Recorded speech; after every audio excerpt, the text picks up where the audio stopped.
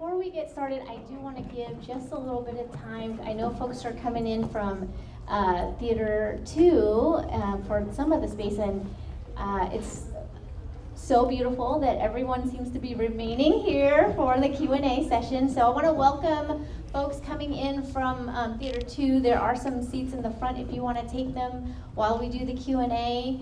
So come on in and welcome yourselves. The way that I would like to do this, typically we have only a couple of folks on stage, but this is fine. We're going to totally run with this. And I want to honor you all by, I'm going to run this Q&A a little bit different. And what I mean by that is, my day job is I am a college professor, and I don't like standing up and just talking the whole time. I always want to get the classroom engaged. So I'm going to ask maybe one or two questions per film team, and then I really want the audience to have an opportunity, because I know you're dying to have your thoughts and your questions, and I really want to give time to that. So we have 30 minutes, so we're going to run it like that, if you're good. Okay, because you don't want to know what I'm thinking. I want to know what y'all are thinking and have you all engaged in that, okay? All right, so to get started, Elizabeth, I'm going to go with Tracy's film first, and then we'll come to you. All right, Kim? Mm-hmm. I want to introduce Trace. If you don't know, I met Trace at an event. It was a New Wave event, and then I found out that she has the most soulful, haunting voice I've ever heard from a singer. So if you don't know her music, I highly encourage you to get on Spotify, Apple Music, all the other platforms, and please listen. I have a couple songs that are on repeat. So like Saigon, the one that was in. Yes.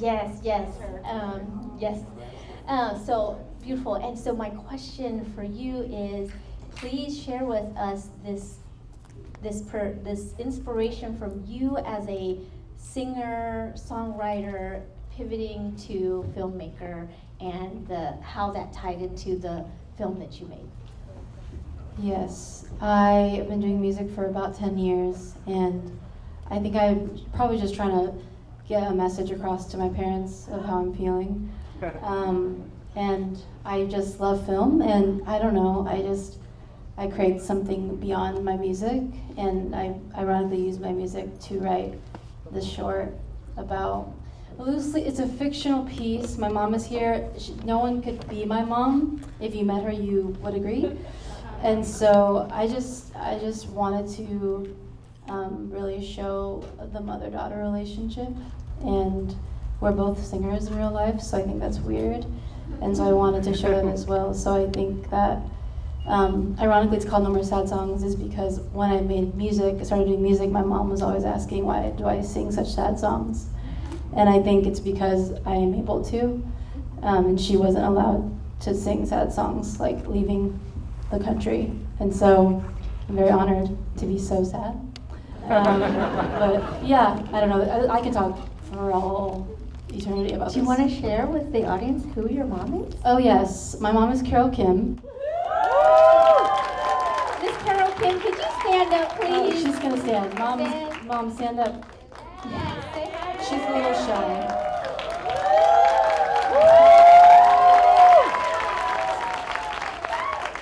So like Linda is the Madonna of your mom, and my mom's like the Tina Turner. So that's just to give you context.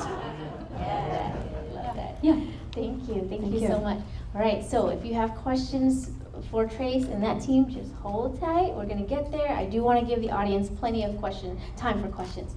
Elizabeth, when you and I first started talking about your film, it was really about New Wave and the culture and the story and the music and the joy. And I remember us having these conversations about like how happy and soulful, and you wanted like this rebellious story. And then there was a shift, a pivot, right? And we saw that in the film. What was that? This is going to be a filmmaking question. What was that process of pivoting and having to get your team involved, and the way that you had to structure the narrative differently to have it come out so beautifully the way that it did? Well, there are a lot of teammates here, so I definitely didn't do that alone. But the first 4 years, we made a whole entire film, actually. We all saw it. It was lovely, and people said a history about new wave music would be really cherished and loved and embraced by a lot of people. And we toiled over it for 4 years. And I guess when it came down to those 4 years, we started to see the assembly cut. You know, it's like when we first get our rough cut together of the film, and the questions started to come out. And it was coming from advisors and my producer, everyone that's like really close to the project said, you know, what is it that you want to say? This is your first film. And you know, I just was so tired of the films that men have been making, the stories that white men mainly, and even just men in general, they are always so toxic, filled with toxic masculinity and violent about the Vietnam War. And so I just wanted our people to exist beyond that. And I think we achieved that as a team. Our editing team, our producerial, like we all kind of said, this is a joyful celebratory history. But what we had been avoiding the entire time was the truth, which is like there is a lot of trauma in our community. And after a lot of conversations with our team, I guess there had been some things that I had, you know, unfinished business with. And really it was through talking to Ian and him sharing his stories so deeply with me. And I was like, you know, with Hee-Jae, like, you know, and Christina and Sam and Nancy just leaving that on the floor, like, no, not the sad stories. Like Trace, she's you know, much more evolved in the emotional space. She's like, oh yeah, no, this is a privilege to tell these kinds of stories. And I'm like, no, let's hide from the truth. We gotta run away from this, you know, just kind of keeping up with what the first generation does. Like, we don't talk about the bad stuff. And so that was the turning point at 4 years. So it took us another 2 years to get to where the film is now. Thank you so much. Now I have one last question. It is for Ian. And I'm glad that you mentioned him, because the film starts off with like music and dance and party and all that. And then I saw the foreshadowing when Ian started to share about the growing pains. And that foreshadowing then really led to this pivot. And so my question for you, Ian, is you, as a subject in a documentary, you're asked questions, you start to share. How did you get to that point where you're like, I'm just gonna bear it all? And I mean, I saw you cry in the film, and that made me want to cry. And it's like this vulnerability that you were able to express. What was that like going in your mind, knowing that this was now going to be shown to a super wide audience? Well, you know, when Liz came to me back then, she told me that I just wanted to know everything about new wave scene. And growing up in the 80s, you know, start DJing since 85, you know, I've seen it all. So I thought, oh, this is a good chance for me to really show, you know, how fun the scene was. I didn't realize that we must have done like more than 20 interviews, and throughout times, every time when she calls me and she goes, Ian, I need to have another interview. So, oh, great, there's another one. So slowly, you know, as she's asking questions, and, you know, that's when I came to realize that, oh, there's actually so much more than just the parties and, you know, and friends. There's so much more to it.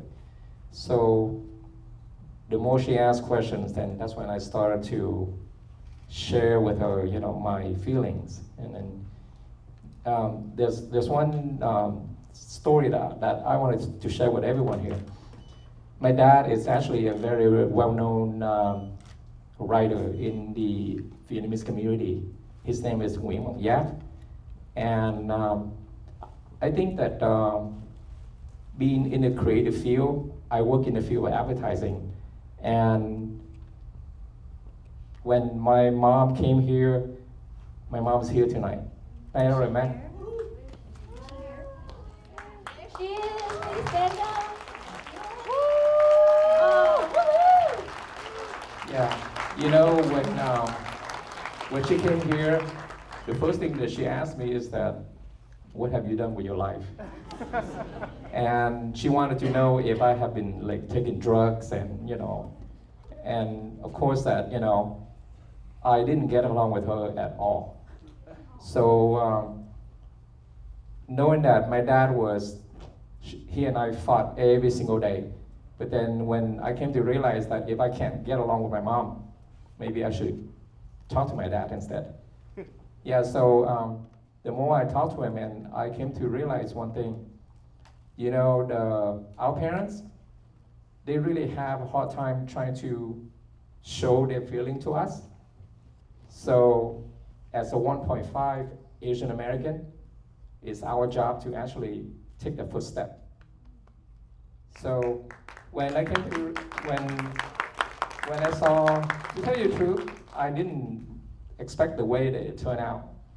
I thought this movie is just all about New Wave, but then I noticed that, oh, Linda Chang Dai and Liz, we all share the same experience.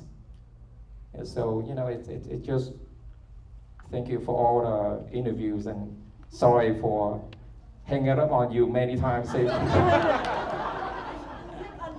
one? Why? Stop calling me. Yeah, but you know, there's one personal experience that I wanted to share with you. New Wave music, many of you have, you know, grew up with this music, and you know, it's part of our life. And my dad, the funny thing is that one time when I borrowed his key to his car, and he always told me, "Oh my God, what kind of music is this? And, you know, this is nonsense and whatnot." Long and behold, I borrowed his car. I went into his truck, turned it on. He stole one of my tape. He was listening to the same music, so I asked him, "Dad, I thought you don't like this music." And he go, "After hearing you play it over and over again, yeah, it stuck in my head." And even my daughter, she's 16 years old, and in her iPhone are all the like songs from the 80s. So, yeah. Thank you, DJ Ian. All right, I want to open it up to the audience. Thank you so much for that introduction to the conversation. All right, who's got questions? We're ready. Okay, we've got someone in the back. And you know it's a room full of Asians because no one's talking first. We're processing. I'll take it. I just wanted to thank you, first of all, for being so courageous to document the mental health aspects, because the trauma can't stop with us, like Ian said, by doing the work, right? So that generational legacy can have a beautiful start, and your daughter will know what it's like to have her mom around. So thank you, and my sister wrote on this book. Mylin is my sister. Yeah, so we're very love her blessed. so much. I do too. She worked on the film too. Oh, did she? She made the New Wave mark, yeah. Okay, she's phenomenal, so I really look forward to, and my mother's here. Mom, stand up, please.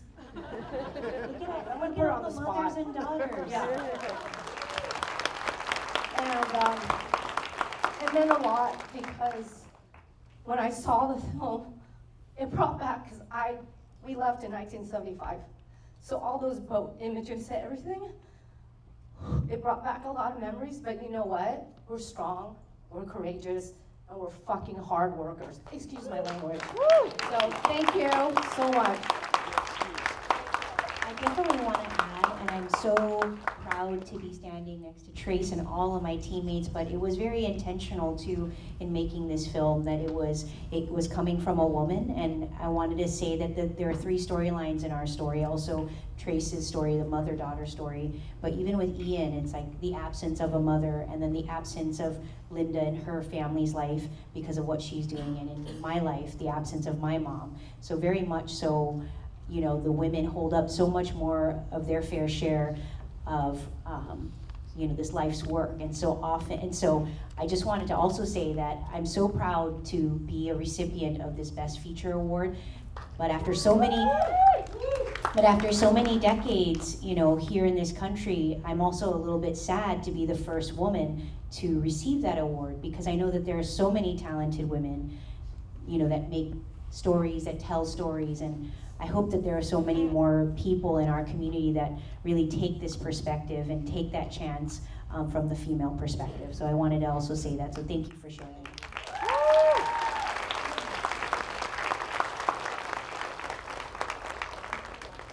Who's next?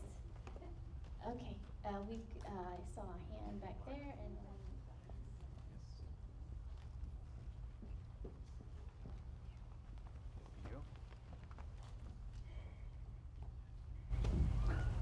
then. Incredibly powerful work. So bravo to Liz and the whole team. I hope you guys put this up for an Oscar because it's very, very deserving of that. And this is really inspiring for I think a lot of people in our community when it comes to our mother-daughter relationships.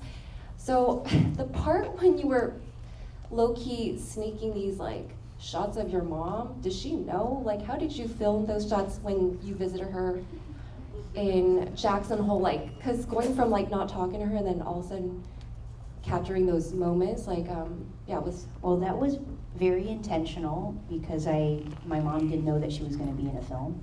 So I don't know, that probably does sound really sneaky and kind of bad, but I did ask for her permission afterwards. I know, I just told her I need to document us because I hadn't seen you in 10 years. I want to save these memories for my daughter. And so we just kind of set the camera down and I put the lavs on because I said, I want to capture sound too. And we just left the camera where it was. So I didn't want a camera in her face, and to be really respectful of that, so that the angles that you got were the angles that you got. I just set the phone down, and there were times when we didn't have the camera anymore because we both completely forgot, and Alec and my daughter and my husband ran off to do something else because they said it was really uncomfortable in the room hearing us talk. So the camera went off, and Christina, who are you up here? Christina is one of our editors, and she so thoughtfully put together that scene without any images, and she used our archival, just photographs, to cover in that moment. We just kind of worked with what we had, and I'm not a DP. I didn't want Bryant there because that would be weird. With oh Mom, we're having a reunion, and my DP is right there with us. So it was just me trying to figure out how to operate a camera, and I honestly felt like the iPhone was the best thing that I could use at that point because it was the easiest.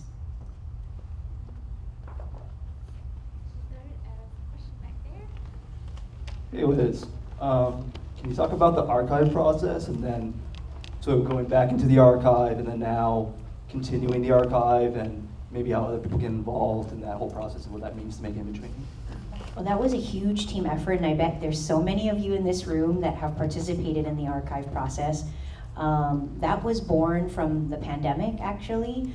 Well, I knew that I had archives, and we started to ask within my own kind of friends and family network, but when we weren't allowed to film anymore, we did start our Instagram, and that kind of blossomed into something that I want to pass on to Rachel and Nina.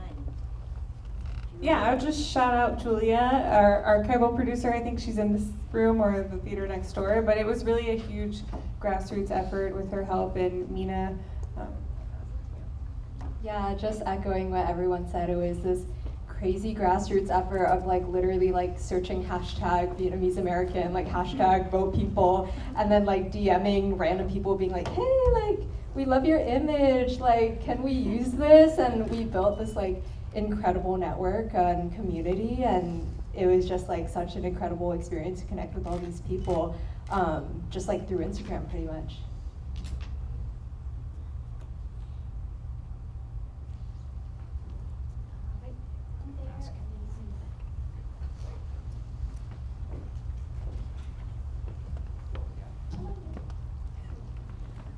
Hello, I have a question for both Trace and Elizabeth. I really liked seeing the parallels in No More Sad Songs and New Wave with the infantilization and the parentification of daughters. And I'm curious to know what other themes in your Asian American upbringing and experience you'll be exploring in your next works. Juicy. That's a good question. I think that I'm going to continue to explore a lot of grief. I think the sadness I used to boast in the freedom of feeling sad, and now I wonder if there are things I should be really sad about. And so I think my next feature, or my next project, is shifting over to like the father side and feeling, I think it only affects me anyways because I'm close to my mom. Like I care about my mom, she's my mom. I don't really care about my dad, so I'm like curious about that. So I think I'm just gonna really I'm like going on the other side of grief, of just like wondering, is it wrong to not feel sad about a parent? Because I don't feel sad about that. And that was too personal, but I'm sure that. Not at all, not at all. I mean, I put it all out there on here, so. I will definitely be continuing to explore women, complicated women, and I do feel like there's still so much work to be done in general, not just in the Vietnamese community, around how women are portrayed. So for me, just kind of more deep dive into, you know, people who are three-dimensional human beings. Also, yeah, maybe strong female characters is where I would like to center my stories.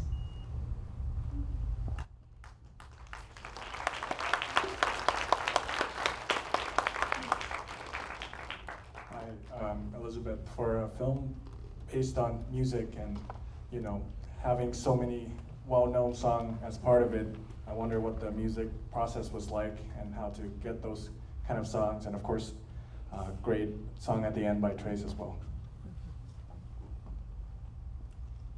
So the question is about how did you to get the all music. the Oh music man, that and, was so how did you hard because, you choose? know, Mr. Lebachi is in this room. Are you in this room? I don't know. He was very, very helpful. He's one of the major producers of that era, the 80s and 90s, and he shared a lot with me. But back in the day, they didn't properly license all the music too. So I don't know. I mean, we're so past that now, but I think for us it was a major hurdle. And Rachel's one of our music supervisors as well. Many people wore many hats. So can Rachel, you talk a little bit about this music process? Sure, it was pretty crazy, I'm not gonna lie, because all of the original rights holders are in Germany and Italy, so I spent many nights staying up till 2 a.m., 3 a.m., waiting for their business hours to start so I could call them and try to beg them for the rights to the music. It was definitely an uphill battle, and a lot of them, to be honest, were kind of upset because the covers that were made in the 80s, they didn't always pay the royalties that they were supposed to, and so a lot of the artists, you know, were mad that, and they felt like they were owed that, and they didn't exactly want to let us use the music for the film. So we basically had to really beg them and, you know, try to build some trust with them, and eventually we got all the rights that we needed. But it was so expensive. It was one of the most expensive parts of making this film, in addition to licensing the archival, which is really insane when you think about it, because a lot of the people who were recorded immigrating here, they didn't give their permission to be on camera, and yet companies or these corporations are now selling that archival back to us for thousands of dollars. So it's really insane when you stop to think about it. We're talking about like boat refugee images and people in camps. They didn't ask to be filmed, but there's like the big corporations, ABC, Nat Geo, all of the big names you all know. They're selling that back to us, and it's thousands of dollars to get those images that were very blurry, you know, people at sea suffering and all of that. They sold that to us, so we had to also fundraise to pay for those archives. One more question. Oh, and I want to. Go ahead. Oh, I just wanted to also acknowledge my dear friend Felix that I'm staring at and forgot to have up here too. She was portrayed Linda, the young Linda. It's very hard to tell because please stand, Felix. hard to recognize because she has her hair blonde right now, but yeah. I love her, and she's one of my dearest friends. Again, one of these things where you're like, how do I make this happen? All right, we have time for maybe one more question. I saw lots of hands up, but I do promise that we will have time afterwards with a couple activities that you can mingle and mix and talk with the team. So, oh my gosh, all the hands came up all at once, but I think I remember seeing that hand in the back as the first one that came up. So, I'm sorry, where? I see, okay.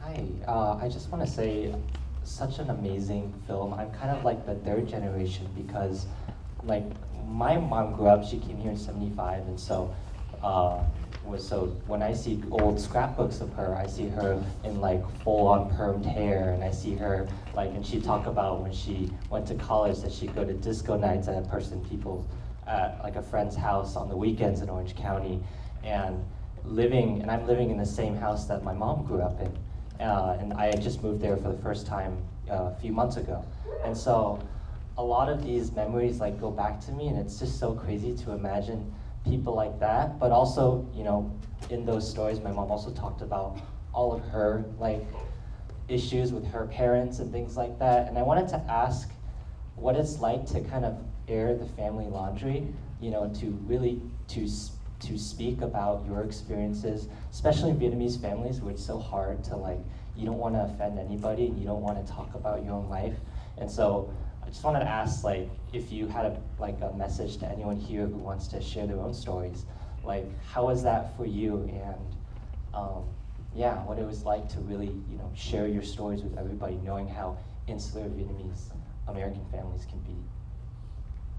Yeah, I think that there wasn't a choice. This was like a necessity to carry on, right? I really feel like I spent the first 40 years of my life feeling so much shame around this. I had originally said to my team and so many other people, you know, funders, oh, I'm making this movie for my community, I'm making this movie for future generations, for my daughter. And I constantly, you know, avoided that I was making it for myself until I couldn't not say that anymore. I didn't know that the baggage I was carrying around of hiding and feeling like, you know, I didn't even know that there was shame there, because at some point you just start believing the lies that you tell, that everything's fine. You know, we got here, my grandparents would tell me, you have so much more than we ever had. You know, you have all the basic necessities met, you have new clothes, you go to school, you keep your head up high, don't ever look back, like don't talk about these things, don't ask about these things. And then, you know, I just started to believe that everything was fine until it wasn't. And when I was pregnant with my daughter, I was grasping at straws to tell this new wave story. And so again, it was just at arm's length. I'm gonna tell a story about my community, for my community, but it can't possibly be something for me. And after hearing stories from Ian, and I thank him so much for his vulnerability, it's really because of Ian. I'm serious. I would sit behind the camera and I would interview him, and I think maybe that was it, is like putting him in a hot seat, but he would share with me very openly like how hard it was, these struggles, the challenges that he had with his father, the distance that he had from his mother, and those things. I'm sitting here crying, I'm just like tears streaming down my face, Rachel's crying, people are watching, you know, in the room, and they're like, oh my God, I'm so touched by Ian's stories, and I'm like, why am I crying? Why does this all sound so familiar? And I was like, okay, avoid. The first instinct is avoid. This is, I don't know, that's his story, not my story. It can't possibly be, you know, I don't know why I'm crying. Until just I realized, oh, this is familiar because it's my story too. It's our story. It's so many people's stories in this room. And so I hope that you can extend questions to your family, whoever it is that you want to know more about. It could be your friend. You're like, I feel like I sense something is going on in your life. If you ask, if you wait patiently, hopefully you'll hear someday. But I really do think that don't really have an advice.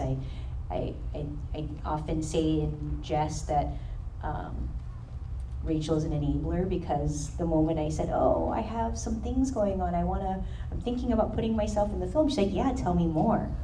Tell me more. Oh, you have mommy issues? Tell me more about that. Tell me a little bit more. And slowly every day she would have another question for me. So I felt incredibly privileged to have these creative people in my life, my editors, my producers,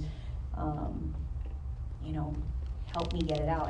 And Ian sharing his to really help, inspire that. Yeah, throughout the whole project, the highlight of the project was that back in 2021, we were in Paris. 21, right? No. 2020 before 20, yeah. No, 2019. Yeah, 2019. So many years of this. I was DJing for a big concert in Paris, and Liz and her crew followed me. And My husband, Emma. exactly, she was just a baby, yeah.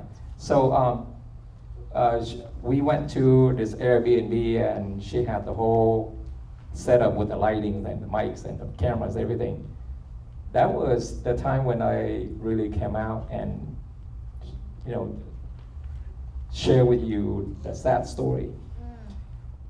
That was the moment when I looked around and I saw Liz, the crew, everyone was crying with me. Yeah, I think throughout the whole project that lasted for about 5 years, that was the highlight.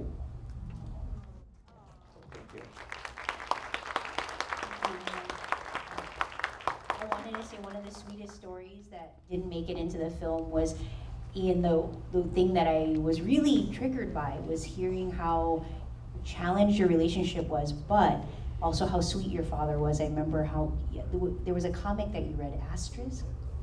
Yeah. There was a French comic that Ian really liked, but his father could only get them in French. So he, and you said that your father would write in Vietnamese in the entire comic and do that for all the comics for you, so that you could read them. And I was just like, that is so sweet.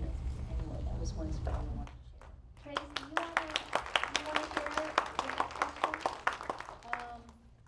Yeah, that's a good question. I think that I think there's a difference. I'm learning there's a difference between hiding and protecting, and so I think that sharing your story is a way of protecting, like, who you are and who you can return to be. So yeah, it's awkward. I was like very scared, even though it's a fiction piece. I think asking the hard questions will most often bring intimacy and closeness at the very best, and it will be hard, but it was hard obviously, like, I'm gonna see what my mom thinks about the film, but I remember just being like scared, being like, what if I put this line in, like, from her mouth, and she's like, yeah, they should know it, and I was like, oh, cool.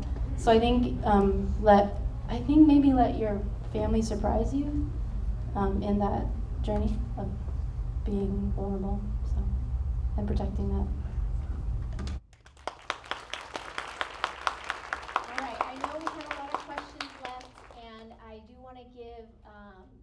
Honor to the way that we've set up these events. So there is more time with the entire team. What we're going to have in here, in this Theater 1, is we're going to do karaoke. So stick around for that. In the other Theater 2, we have set up for the book signing. There is an accompanying book with a lot of the images that you saw, and a lot of this information in written form. And I just want to end by thanking you all for the film. Thank you for your work, your dedication. I want to share with the audience how important it is for our community to consider the power of the arts. I know y'all were moved. I heard the tears, the questions, and so that is the beauty and the impact that art can Speaking of make. impact, Yes. we do have a call to action. Yes. I don't know if Trace, do you have a letterbox for your short? No. Okay. We were gonna get one. Yes. But we have a letterboxd with New Wave, and we have gone to so many executives, and they have said, you're the only, or well, one of them, one white man said to me, you're the only Vietnamese person I know who would watch this film. And he's like, but I know that your food's really popular right now. So I'm asking you, I believe in the power of this audience here and beyond this, that we're not the only ones that want to see films like this and people portrayed with full three-dimensional lives. So if you can, you do have the power in your hands to affect. It is like the Yelp of movies. It's called Letterboxd. If you would be so kind to download that app and get on there. If it moved you, if it stirred, if Ian made you laugh, you know, with his hairspray scene or anything, you can just put emojis on it and give us a review. That would mean a lot to us, and we can go back out to these executives and say, hey, there are a lot of people that want to see this film. Give us a tile on your platform. Thank you so much.